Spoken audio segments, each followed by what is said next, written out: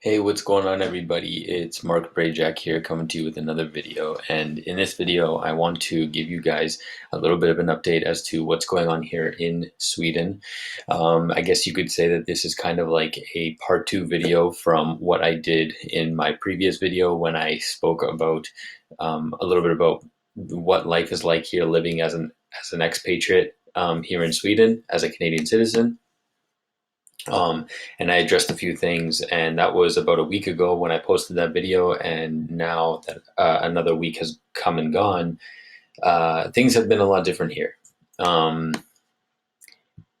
I do want to address a few particular things, and so I made a list again, like I did in the last video, of I guess a few questions, a few points that I want to talk about. So again, this is in no particular order, but the first point that I wrote down was: have you decided to stay in Sweden, or are you going to come back to Canada? So I will talk about that. Next one is this whole thing about Trudeau wanting to help, quote unquote, all Canadians. So I would like to start a conversation about that. And it sounds like a really complex thing that he's begun to talk about. And so I'd love to have your comments on those things as well. And then finally, the last thing I have is: why haven't the primary schools closed in Sweden yet? And I will definitely be talking about that. So first and foremost, the question is: have you decided to stay in Sweden, or are you going to come back to Canada? I at this current point in time, okay, it is March 21st, 8 o'clock p.m. Central European time. I have decided that I'm going to be staying here in Sweden. Um, that is a risk that I'm willing to take, but I think it is the most sensible one to do, even though I am here on a working holiday visa. Okay, so I don't have any ties here in Sweden, and I don't have anything that's really pressing that's bringing me home right now. Obviously, I'm praying for my family and wanting them to be okay, but at this point in time, I don't see any real reason for me to come home. Um, I maybe I shouldn't say any real reason. It's a pretty loaded statement, but uh, just when I weigh the pros and cons and when I weigh certain factors, it just doesn't really make the most sense for me to come home. And mainly the reasons why I'm choosing to stay here in Sweden, again, as of now, things could change come the 1st of April, because Ontario is under a state of emergency, and I would just be going from one mess to another if I was to go home. But things might change for me come April 1st. I was looking at flights, and I'm not sure if I mentioned this in the last video, but I was looking at three different flights on 3 different days: April 3rd, April 5th, and April 6th. And they all had layovers in London. And I almost bought one of those tickets, but then I kind of had a bit of a change of heart, and I decided not to. And I decided that instead I'm going to reassess my situation come the beginning of April. And largely because I don't feel safe traveling right now, especially to a place like London. People are saying that the airports are empty, so I don't really have to worry about big crowds. But still, I'm just not willing to take that chance. I would rather have a direct flight. If there were any direct flights from Sweden to Canada right now, then maybe we could have a different conversation. But at the moment, there are no direct flights from Sweden to Canada, and it doesn't help uh, that the Danish borders are closed. Obviously, all of this is happening for a higher purpose. God knows exactly what's going on, and so I just have to work with the hand that I've been dealt. Um, the other the other reason why um, I'm not too eager to get home at the moment is because I don't have a place to quarantine. So if I did have a place to quarantine, then we would have a different conversation on our hands. But at the moment, if I was to go home, I don't know where I would go to quarantine because I'm going to be required to quarantine. And I'm seeing posts online of people who were supposed to be in quarantine, but then they broke that. Like they broke their quarantine and then they got in trouble with the police and stuff like that. And um, I don't want to find myself in that situation. Um, I don't want to be at home with my parents. I mean, I do want to be at home with my parents, but considering their age and considering the fact that we don't really know too much about this coronavirus and that apparently anybody could have it, um, because like you don't need to have a lot of symptoms in order to test positive for COVID-19, which means that I could have it, and I just don't even know it. I do actually feel really quite healthy, and so if it was up to me, if it was my guess, I don't think that I have it. But again, like just on the information that we know about this virus, it sounds like it's something where anybody could have it. And again, I don't want to put my parents at risk. And so I have been sort of asking around a little bit to see if anybody could give me a place to quarantine, but I haven't found anything as of yet. And I guess I could do an Airbnb, but we'll see. For some reason, I'm not too eager to get home right now, um, even though Sweden has taken a really long time to shut a lot of things down, and we can talk a little bit about that further along in this video. But my decision to stay here in Sweden as of now, um, has been respected by many of my friends and many of my family who I know are praying for me, and I really do appreciate that.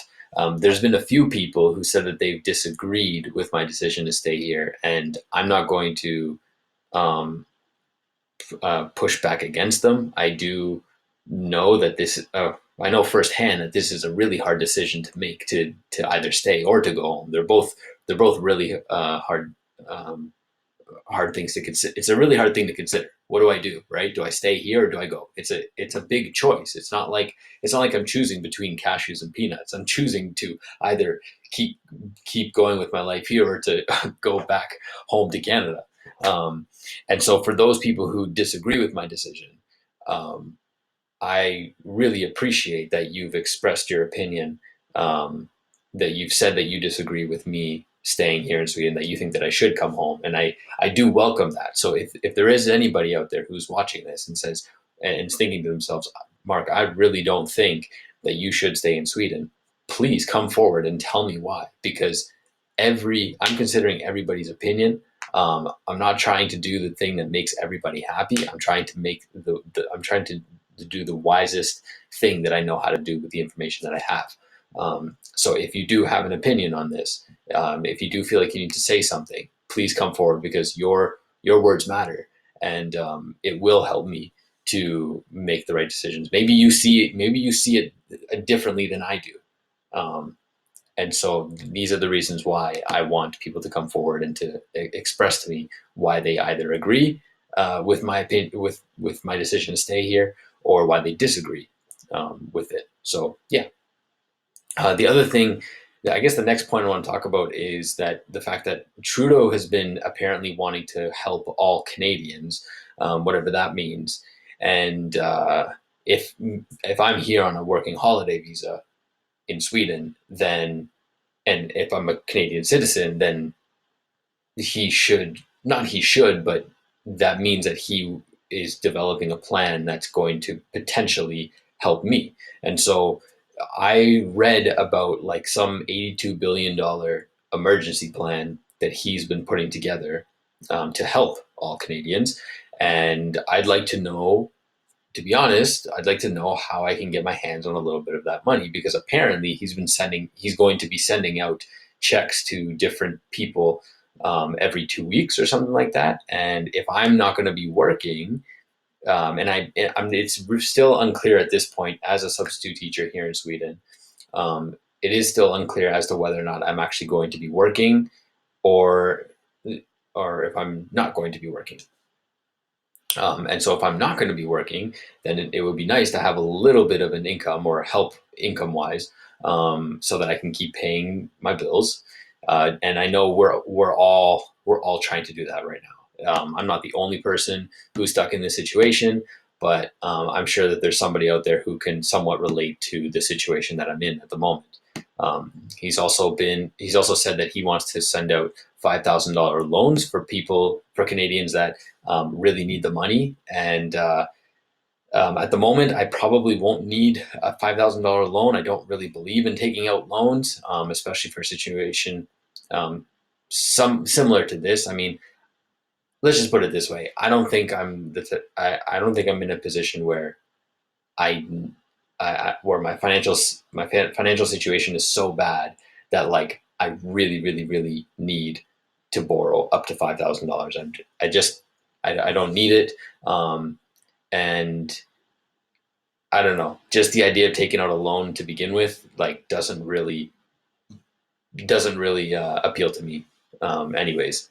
And then the other thing, which I think is really cool, is that he's sending out flights to pick up stranded Canadians, and apparently these flights are going to be the passengers are going to be required to pay for their own ticket, and apparently there's been some talks about how the government is going to be subsidizing these flights for the airline, because when the plane leaves Canada to come to, let's just say that it does come to Sweden, or wherever it's going to be coming empty.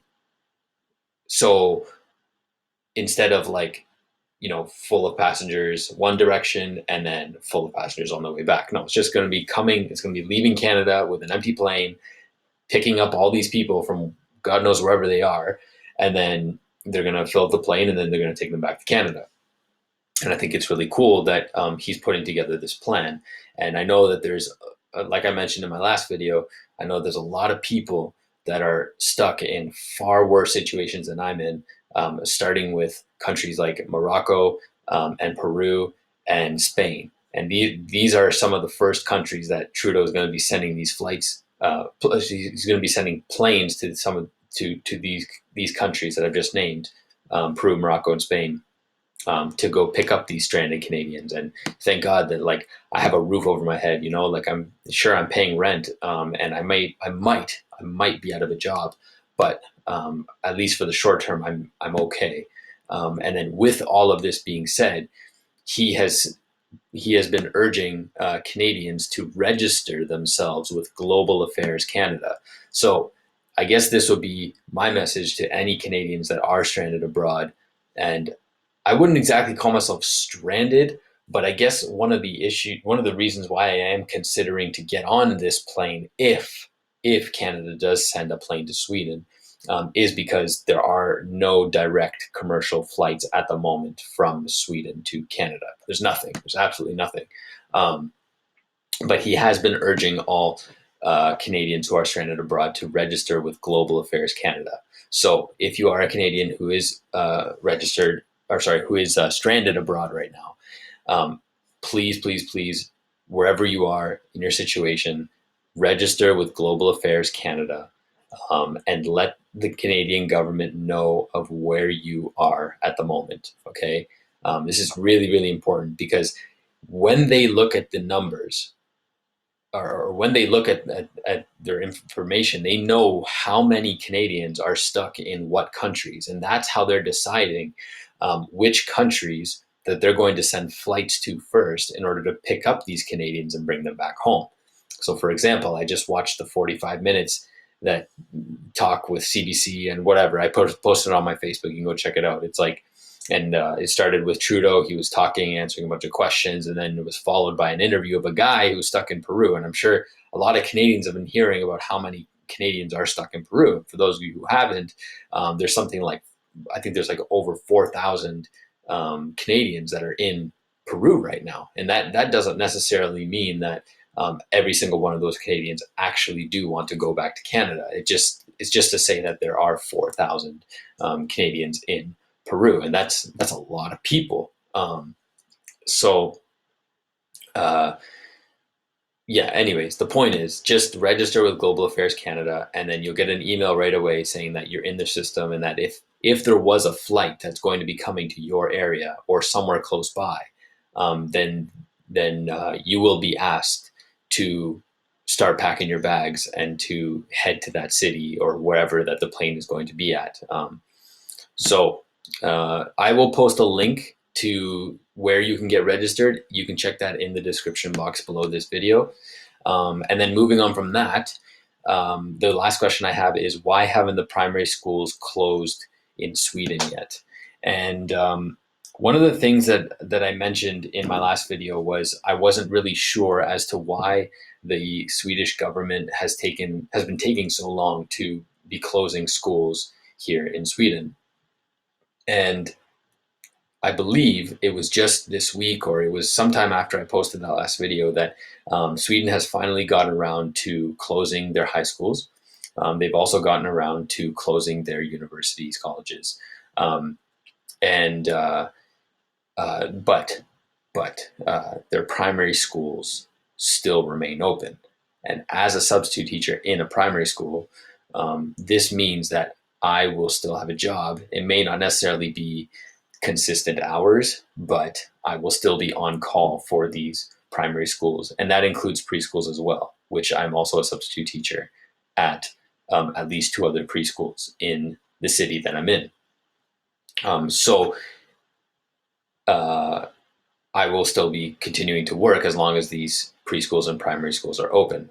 Now, with that being said, I do need to make mention that from a unofficial source, meaning a conversation that I had with somebody, that if the schools do close here in Sweden, that it will only remain open for the students whose parents work in essential services. Now, that, I guess this brings me back to my question. So the question was, why haven't the schools here in Sweden closed yet?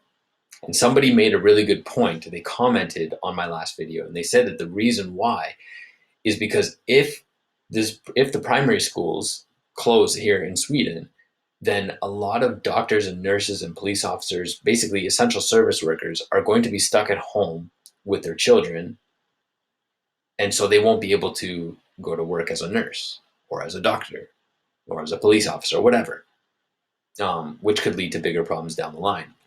And so when that was posed to me, that made a lot of sense. And so as disappointed as I was in my last video as to like, why isn't Sweden closing the schools? It does kind of make sense. And so it sounds like at this point that if they were to close, it'll only stay open for those parents, for the parents of students who, sorry, for the students whose parents are essential service workers. And that to me actually makes a lot of sense. So yeah, so that's kind of it.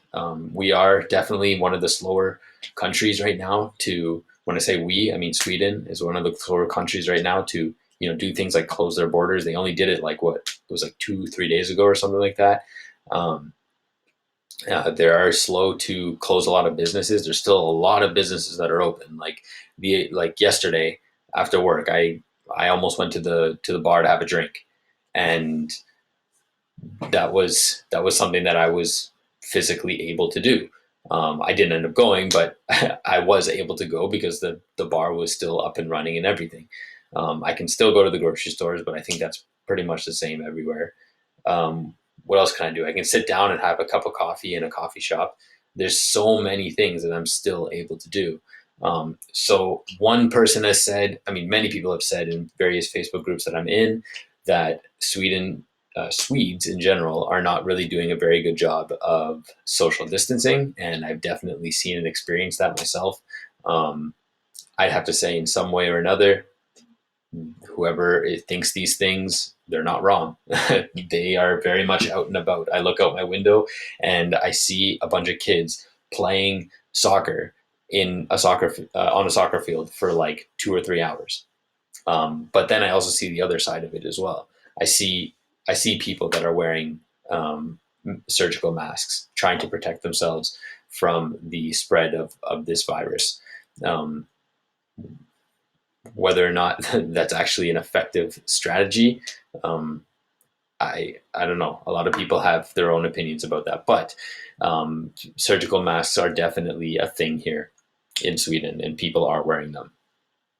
So I think that's it for this video. I don't want to make it too long. I think I did go a little bit overboard now that I've broken the 20-minute mark, but hopefully that gives you guys a little bit more of an update as to what my situation here in Sweden is like.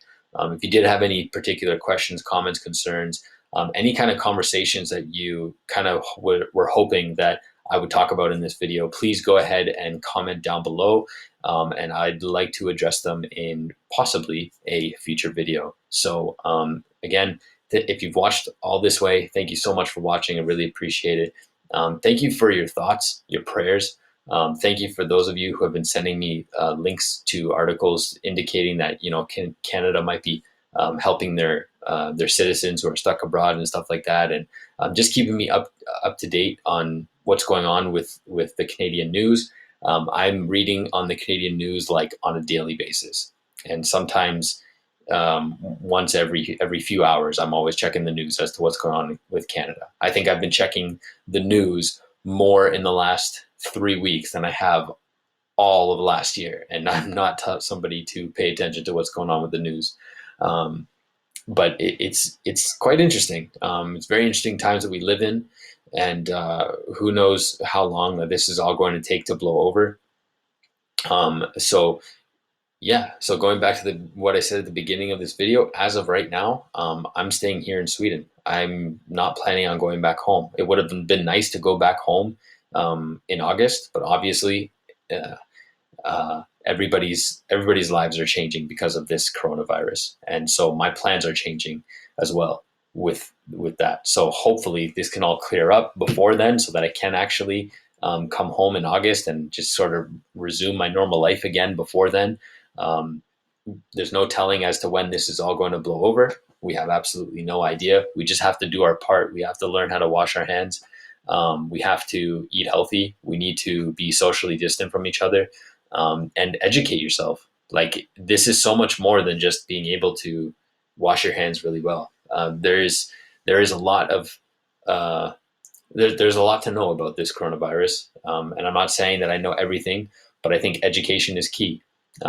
Know and understand why it's so important to use soap, and know and understand why it is important to wash your hands for 20 seconds before you rinse them off, and all these little things that, you know, there's obviously we don't have a proper vaccine, we don't have a cure for the coronavirus, but we do have the right knowledge to be able to wash our hands. So just take that knowledge, put it in your brain, like, be sensible, okay, and be socially distant from people, and yeah, try to help those as well who really do need help, because this is a crazy time to live in.